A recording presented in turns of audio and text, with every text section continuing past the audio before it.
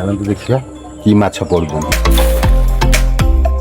ତାପରେ ଗୋଟେ ସାପ ଶୋଇଛି ଦେଖନ୍ତୁ ଆଜ୍ଞା। ବର୍ତ୍ତମାନ ମାଛ ଦେଖନ୍ତୁ ଆଜ୍ଞା ମାଛ କେମିତି ଲାଗେ। ବର୍ତ୍ତମାନ କିଛି ଆମର କାମ ନଥିଲା, ଆମେ ଟିକେ ମାଛ କେନାଲ ଆଡ଼େ ବୁଲି ଆସିଥିଲୁ। କେମିତି ମାଛ ଧରୁଛନ୍ତି ପିଲାମାନେ। ସେଠି ଅନ୍ଧିଲି ବସୁଛି, ଭାଇ ଜଣେ ବସଉଛନ୍ତି ଯାହାକୁ ବଜା ବୋଲି କୁହନ୍ତି। ତାଙ୍କୁ ମଧ୍ୟ ଦେଖିଲୁ। ଆଗରେ ଜଣେ ଜାଲ ପକାଉଛନ୍ତି, ତାଙ୍କୁ ବି ଦେଖିବା। ଚାଲନ୍ତୁ ଦେଖିବା କି ମାଛ ପଡୁଛନ୍ତି।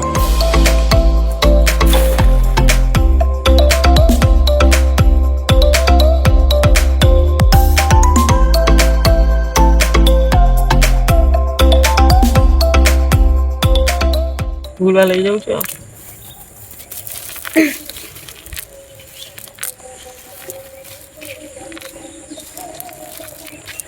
ବର୍ତ୍ତମାନ ମାଛ ଅଳ୍ପ ଦିଟା ଧରିଛନ୍ତି। ମାଛ ସେମିତି ଧରିନାହାନ୍ତି, ଜାଲ ପକେଇ ଆସୁନାହିଁ ବୋଧେ।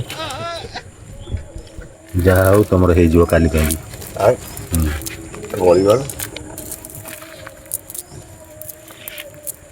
କଣ୍ଟା କି ମାଛଟା ଗଲା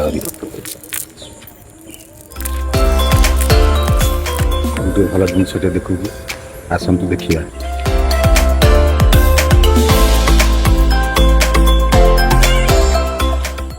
ଦେଖନ୍ତୁ ଆଜ୍ଞା ମାଛ କେମିତି ଲାଗିଛନ୍ତି ଜାଲରେ। ବହୁତ ଖୁସି ଲାଗୁଛି ଦେଖିବାକୁ। କେତେ ମାଛ ଲାଗିଛନ୍ତି ଦେଖନ୍ତୁ, ଏପଟକୁ ସେପଟେ ଯେତେଟା ଲାଗିଛନ୍ତି। ତୁ ବସେଇଛୁ ଜାଲ?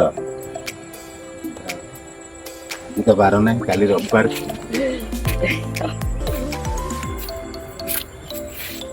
କେରାଣ୍ଡି, ଶିରାଣା ଛୁଆ, ପୋହଳା ଏଇଗୁଡ଼ା ସବୁ ଲାଗିଛନ୍ତି ଜାଲରେ।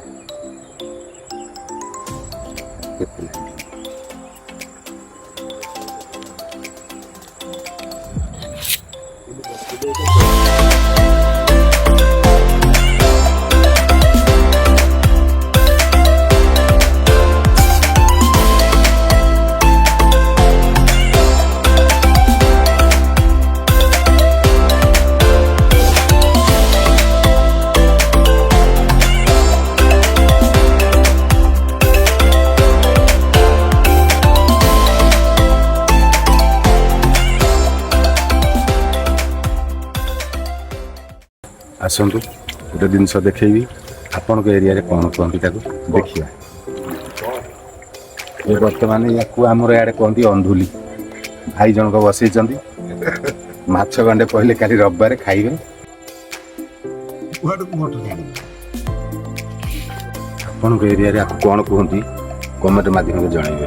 ଓଲମୁହଁରେ ଝଟା ପଡ଼ିଛି, ଯେଉଁଦିନ ମାଛ ଧରା ହେବ ଆପଣଙ୍କୁ ଦେଖେଇବି କି ମାଛ ଅଛନ୍ତି। ସେ ବାଉଙ୍ଗା ଉପରେ ଗୋଟେ ସାପ ଶୋଇଛି ଦେଖନ୍ତୁ ଆଜ୍ଞା। ପଟେ ଶୋଇଛି, ମାଛ ବି ବହୁତ ଅଛନ୍ତି, ଚୁନା ମାଛ ବହୁତ ବାହାରିବ। ଧୁଆ ହେଲା ଦିନ ଜଣା ପଡ଼ିଯିବ କେତେ ମାଛ ଅଛନ୍ତି। ବହୁତ ବଡ଼ ବଡ଼ ମାଛ ବି ବାହାରନ୍ତି। ଯେଉଁଦିନ ଧରା ହେବ ଆପଣମାନଙ୍କୁ ଦେଖେଇବି। ଦେଖନ୍ତୁ ଏବେ ପାଣି ବୋଧେ ଘଣ୍ଟେ ଖଣ୍ଡେ ପାଣି ହେବ।